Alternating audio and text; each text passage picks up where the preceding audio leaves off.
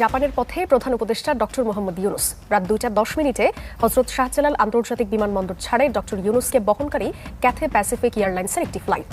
ভারতের মূল উদ্দেশ্য গোলামিতে ফেরত নিয়ে যাওয়া এবং পারলে তারা একদিনের মধ্যে ডক্টর ইউনুস সরকারকে ধ্বংস করে দেয়, ডক্টর ইউনুসকে ক্ষমতা থেকে সরিয়ে দেয় সেনাপ্রধানের মাধ্যমে। নাকি 30শে ডিসেম্বর নির্বাচন চাইছে বলে বিএনপিও এখন সেই ভারতীয় আধিপত্যবাদেরই বিস্তার করছে। সেনাবাহিনী কিন্তু মুখোমুখি অবস্থান থেকে এতটুকু সরে আসেনি।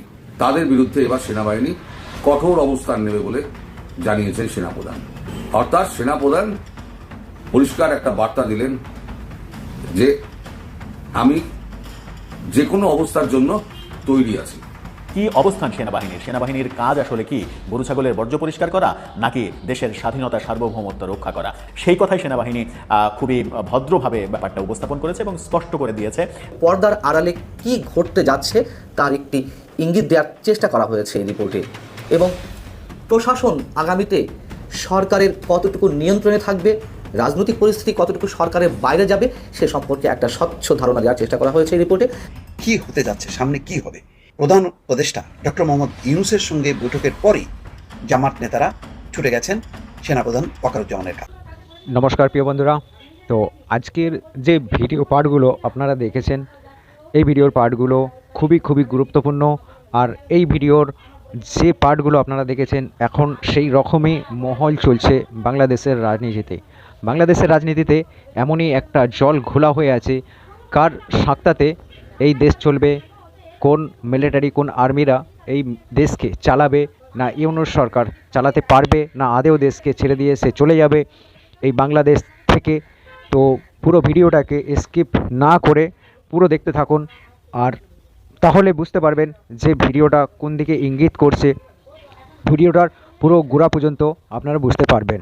তো চলুন ভিডিওটাকে স্কিপ না করে, না টেনে ভিডিওটাকে পুরো দেখতে থাকুন। তার আগে আপনাদেরকে আমি একটা কথা বলবো, আপনারা এই চ্যানেলটাকে সাবস্ক্রাইব করে এই চ্যানেলের সাথে থাকুন, আর পাশে থাকা বেল আইকনটাকে আপনারা টিপে দিন। এতে কি হবে, আমি যখনই কোনো ভিডিও আপলোড করব আমাদের দেশের নিয়ে, আমাদের দেশের রাজনীতি নিয়ে, তখনই কিন্তু আপনারা নতুন ভিডিও আপডেট পেতে থাকবেন।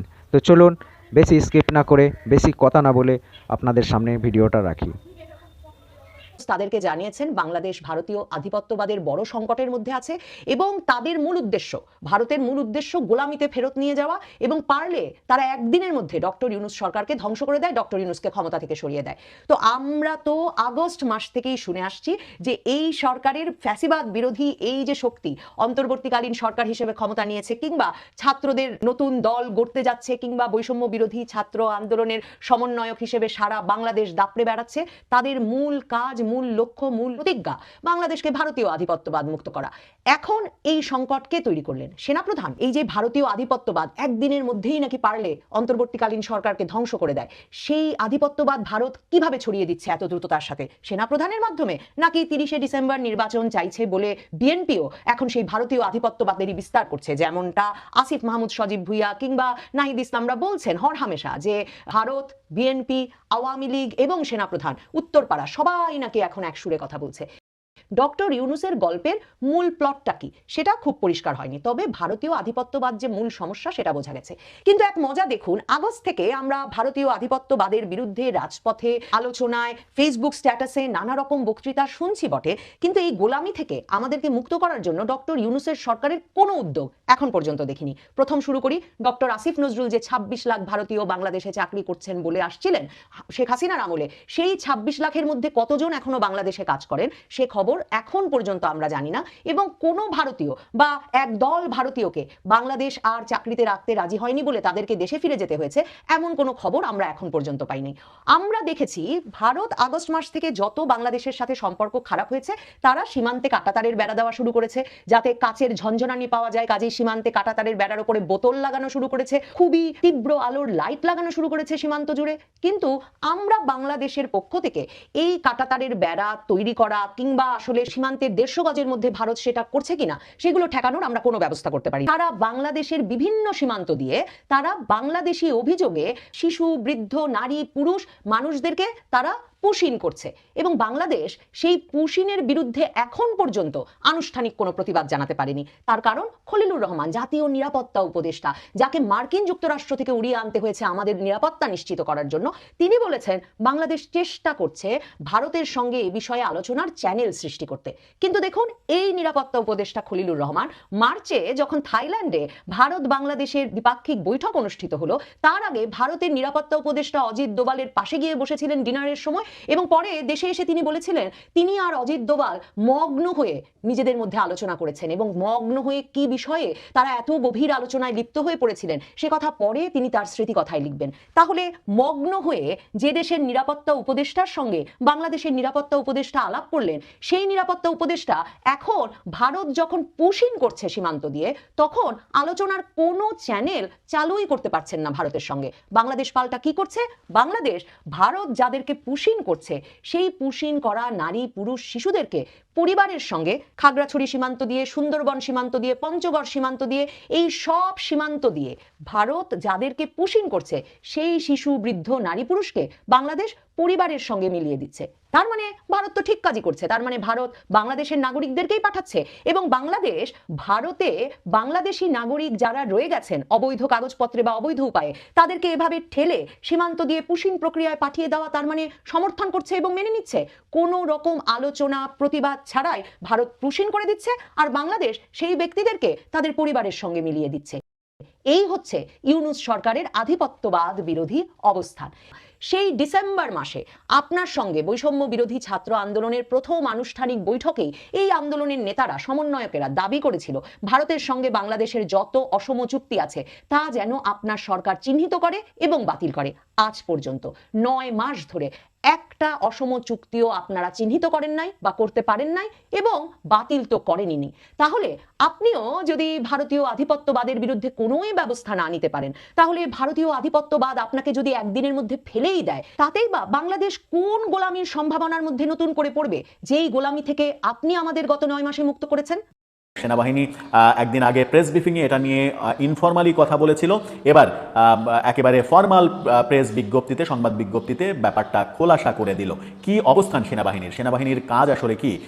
ঢাকা উত্তর সিটি কর্পোরেশনের প্রশাসক সাম্প্রতিক সময়ে তিনি বলেছেন যে আগামী কোরবানির ঈদে গরু ছাগলের যে বর্জ্য, সেই বর্জ্য পরিষ্কারে সেনাবাহিনী নিয়োজিত থাকবে, সেনাবাহিনীকে নিয়োজিত করা হবে। এতে সেনাবাহিনী চরমভাবে নিজেদেরকে অপমানিত বোধ করেছে এবং সেটা বোধ করারই কথা। ঢাকা উত্তর সিটির প্রশাসককে যে সরাসরি জবাবদিহির আওতায় আনা হয়নি এখন পর্যন্ত, সেটাও একটা মানে আশ্চর্যের কারণ। সেনাবাহিনী তাদের প্রেস বিজ্ঞপ্তিতে ব্যাপারটা নিশ্চিত করেছে যে কোনটা তাদের কাজ আর কোনটা তাদের কাজ নয়। প্রেস বিজ্ঞপ্তি আজকেই কিছুক্ষণ আগে এই ভিডিওটা যখন করছি, বিকেলে এই প্রেস বিজ্ঞপ্তিটা দেওয়া হয়েছে। সামাজিক যোগাযোগ মাধ্যমে বাংলাদেশ আর্মি এবং আইএসপিআর এর পেজ থেকেই এই প্রেস বিজ্ঞপ্তি দেওয়া হয়েছে, আপনারা দেখে নিতে পারেন স্ক্রিনশটে সেই প্রেস বিজ্ঞপ্তিটা। সেখানে তারা যেটা বলছে সেটা হচ্ছে যে আসন্ন ঈদুল আজহায় কোরবানির পশুর বর্জ্য ব্যবস্থাপনা এবং ডেঙ্গু মশা নিয়ন্ত্রণে সেনাবাহিনীকে নিয়োগ প্রসঙ্গে সেনাবাহিনীর অবস্থান। ঢাকা 27 মে 2025 মঙ্গলবার। সম্প্রতি গণমাধ্যমে প্রকাশিত ঢাকা উত্তর সিটি কর্পোরেশনের সম্মানিত প্রশাসক তার এক বক্তব্যে জানান যে আসন্ন ঈদুল আজহায় কোরবানির পশুর বর্জ্য ব্যবস্থাপনা এবং ডেঙ্গু মশা নিয়ন্ত্রণের দায়িত্বে সেনাবাহিনী নিয়োগ করা হবে। সকলের অবগতির জন্য জানানো যাচ্ছে, বাংলাদেশ সেনাবাহিনী এ ধরনের কোনো কার্যক্রমের বিষয়ে অবগত নয় এবং ভবিষ্যতেও এ ধরনের কোনো কার্যক্রমের সাথে সম্পৃক্ত হবার পরিকল্পনা তাদের নেই। বর্তমান প্রেক্ষাপটে সেনাবাহিনী দেশের সার্বভৌমত্ব ও জননিরাপত্তা নিশ্চিতে নিরলসভাবে কাজ করে যাচ্ছে। এ ধরনের কার্যক্রম পরিচালনার জন্য সংশ্লিষ্ট ও উপযুক্ত সংস্থাসমূহকে দায়িত্ব প্রদান করাই যৌক্তিক বলে বাংলাদেশ সেনাবাহিনী মনে করে।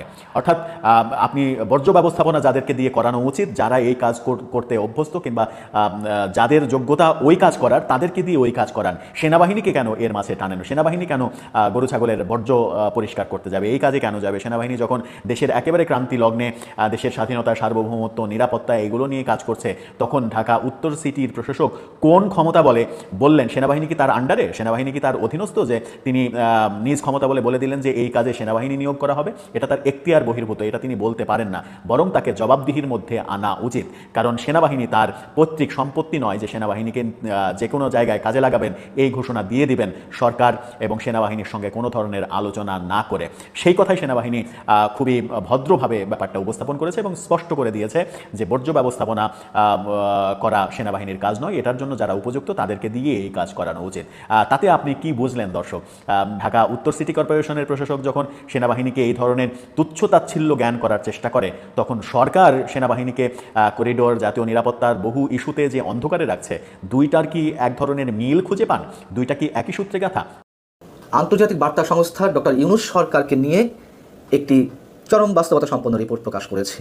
যদিও আমরা যা জানছি, আমরা যা দেখছি, শুনছি, তার সবই এখানে উঠে এসেছে, নতুন তেমন কিছু নয়। তবে পর্দার আড়ালে কি ঘটতে যাচ্ছে তার একটি ইঙ্গিত দেওয়ার চেষ্টা করা হয়েছে এই রিপোর্টে।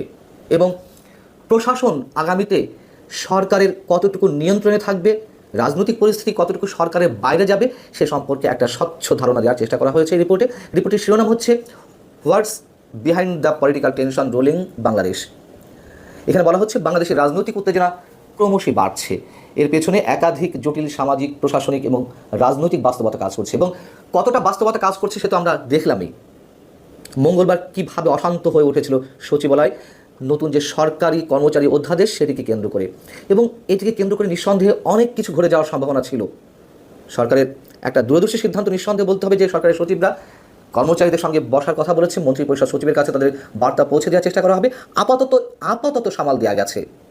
আর রাজনৈতিক পরিস্থিতি সে তো আমরা সবাই জানি। এখানে বলা হচ্ছে যে ডক্টর মোহাম্মদ ইউনূসের নেতৃত্বাধীন অন্তর্বর্তী সরকার এক ক্রান্তিকাল অতিক্রম করছে, নিঃসন্দেহে ক্রান্তিকাল, এবং এইগুলো সব made by doctor Yunus administration. নিঃসন্দেহে বলছে এই রিপোর্ট যে যেখানে ভবিষ্যৎ রাজনীতির রূপরেখা প্রশ্নবিদ্ধ হয়ে পড়েছে। এটা তো নতুন কিছু নয়। বাংলাদেশের আগামীর যে ভবিষ্যৎ রাজনীতি সেটাকে চরমভাবে প্রশ্ন মুখে ফেলেছেন ডক্টর মোহাম্মদ ইউনূস সাহেব, আমাদের প্রধান উপদেষ্টা। রয়টার্স বলছে জনমনে অস্থিরতা বাড়ছে, রাজনৈতিক দলগুলোর মধ্যে বিভক্তি আরও গভীর হচ্ছে, আর একটি বিশ্বাসযোগ্য নির্বাচনের অভাবে আগামী দিনের নেতৃত্ব নিয়ে শঙ্কা তৈরি হচ্ছে। খুব স্বাভাবিক। নেতৃত্বে কে আসবে, কোন রাজনৈতিক দল আসবে, অথবা বর্তমান সরকারের নেতৃত্বেও ডক্টর মোহাম্মদ ইউনূস থাকবেন কিনা সে নিয়েও তো গুঞ্জন অনেক আগে থেকে শুরু হয়েছে। একেবারে আনবায়াসড একটা রিপোর্ট করেছে রয়টার্স। এবং এই যে একটা চরম অস্থিরতার চারিদিকে, সেই পিণ্ডি বুদর ঘাড়ে চাপানোর যে চেষ্টা করা হচ্ছে, সব কিছু দায় আওয়ামী লীগের উপর চাপানোর চেষ্টা করা হচ্ছে, সেটি আবার এখানে বলা হচ্ছে যে প্রধান উপদেষ্টা প্রেস সচিবের বরাত দিয়ে প্রেস সচিব শফিকুল আলম জানিয়েছেন, আওয়ামী লীগের নিষেধাজ্ঞার ফলে সরকারকে অস্থিতিশীল করার প্রচেষ্টা শুরু হওয়ার পর যুদ্ধের মতো পরিস্থিতি থেকে বেরিয়ে আসার জন্য সবার প্রতি আহ্বান জানিয়েছেন প্রধান উপদেষ্টা ডক্টর মোহাম্মদ ইউনূস। রাজনৈতিক দলগুলোর সঙ্গে যে বৈঠক অনুষ্ঠিত হলো শনিবার এবং রোববার, তার মধ্যে ডক্টর মোহাম্মদ ইউনূস বলেছেন আওয়ামী লীগের রাজনৈতিক কার্যক্রম নিষিদ্ধ করার পর থেকে একটা যুদ্ধাবস্থা তৈরি হয়েছে দেশে। ডক্টর মোহাম্মদ ইউনূস একজন সম্মানীয় মানুষ, নিঃসন্দেহে আমরা এখনও পর্যন্ত সম্মান করতে চাই। কিন্তু তিনি এই যে ক্রমান্বয়ে এক এক কথা এক এক সময় এক এক ধরনের রংচং দিয়ে বলার চেষ্টা করেন, বিশেষ করে যুদ্ধাবস্থা কথা কতবার বললেন আপনারা বলুন তো? খেয়াল করে দেখুন কত জায়গায় তিনি এই কথাটি বলেছেন। 29 এপ্রিল পুলিশ সপ্তাহ উপলক্ষে তিনি যখন প্রধান অতিথি হিসেবে বক্তব্য দিলেন, সেখানে তিনি বললেন দেশে যুদ্ধাবস্থা বিরাজ করছে, আমাদের সবাইকে সতর্ক থাকতে হবে। ভারত পাকিস্তান যখন প্রাথমিক যুদ্ধে বেঁধে গেল, তখন তিনি আবার নৌবাহিনীর একটি অনুষ্ঠানে বললেন এই যুদ্ধ শুরু হয়ে যায় অবস্থা, সকালে ঘুম থেকে উঠিয়ে দেখি এই অবস্থা, আমাদেরকে যুদ্ধের জন্য প্রস্তুতি নিতে হবে, এবং যেন তেন কোনো প্রস্তুতি নয়, যাতে আমরা যুদ্ধে জয়লাভ করি সেই ব্যবস্থা নিতে হবে। কেন এই ধরনের কথা বারবার বলছেন? আবার কি বললেন নতুন করে রাজনৈতিক দলগুলোর সঙ্গে যে আলোচনা শুরু করলেন শনি রোববার, সেখানে তিনি বললেন আওয়ামী লীগের রাজনীতি নিষিদ্ধ করার পর থেকে দেশে যুদ্ধাবস্থা তৈরি হয়েছে। তার মতন একজন ব্যক্তিত্বের কাছ থেকে আমরা এ ধরনের খেলো মন্তব্য নিশ্চয়ই আশা করতে পারি না। বিষয়টা হচ্ছে যে তিনি মন্তব্য করতেই পারেন, কিন্তু একই কথা এক এক সময় এক এক ধরনের রংচং লাগিয়ে, কখনো ভারত পাকিস্তান, কখনো এমনি মানে তারা ক্ষমতা টিকে থাকার জন্য যুদ্ধের কথা বলবে, অস্থিতিশীলতার কথা বলবে, আবার কখনো আওয়ামী লীগের রাজনীতি নিষিদ্ধ হওয়ার পরে এই অবস্থা তৈরি হয়েছে। খুবই অদ্ভুত। রয়টার্স বলছে সরকার এখনও পর্যন্ত জাতীয় নির্বাচনের নির্দিষ্ট সময় ঘোষণা করেনি, তবে তারিখ অনির্দিষ্ট থাকার কারণে বিরোধী দলগুলোর চাপ বৃদ্ধি পেয়েছে। এবং বিএনপি প্রসঙ্গে বলা হচ্ছে যে বিএনপি স্পষ্টত জানিয়ে দিয়েছে ডিসেম্বরের মধ্যে নির্বাচন না হলে তারা সরকারের প্রতি সমর্থন রাখবে কিনা সেই বিষয়ে তারা বিবেচনা করবে, সেটিও এখানে উঠে এসেছে রয়টার্সের প্রতিবেদনে। এবং সেনাপ্রধান সম্পর্কে যেটি বলা হচ্ছে যে এই যে চাপ ডক্টর মোহাম্মদ ইউনূসের প্রতি, তাতে আরও বেশি আগুন লাগিয়ে দিয়েছেন বাংলাদেশের সেনাবাহিনী প্রধান জেনারেল ওয়াকারুজ্জামান। তিনি বলেছেন যে ডিসেম্বরের মধ্যেই নির্বাচন হওয়া উচিত, এবং এই বক্তব্যকে রাজনৈতিক পর্যবেক্ষকরা সরকারের প্রতি সেনাবাহিনীর চরম একটি অসন্তুষ্টির ইঙ্গিত হিসেবে দেখছেন। ইঙ্গিত নয়, আমরা তো ধারণাও নয়, এটা বোঝা যায় যে কতখানি দূরত্ব সৃষ্টি হয়েছে, কতটা অসন্তোষ সেনাবাহিনী। এবং তার সবচেয়ে বড় প্রমাণ হচ্ছে সোমবার যে সংবাদ সম্মেলন করলো করিডোর নিয়ে। সরকারি সফরে জাপানের পথে প্রধান উপদেষ্টা ডক্টর মোহাম্মদ ইউনুস রাত 2:10 হযরত শাহজালাল আন্তর্জাতিক বিমানবন্দর ছাড়ে ডক্টর ইউনুসকে বহনকারী ক্যাথে প্যাসিফিক এয়ারলাইন্সের একটি ফ্লাইট। প্রধান উপদেষ্টার এই সফরে 7টি চুক্তি ও সমঝোতা স্মারক সই করবে ঢাকা টোকিও। নিক্কেই ফোরামের ফিউচার অব এশিয়া সম্মেলনে যোগ দেবেন প্রধান উপদেষ্টা। এছাড়া দ্বিপক্ষীয় বৈঠক করবেন জাপানের প্রধানমন্ত্রী শিগেরু ইশিবার সঙ্গে। আগামী 31 মে দেশে ফিরবেন অন্তর্বর্তী সরকারের প্রধান উপদেষ্টা ডক্টর মোহাম্মদ ইউনুস।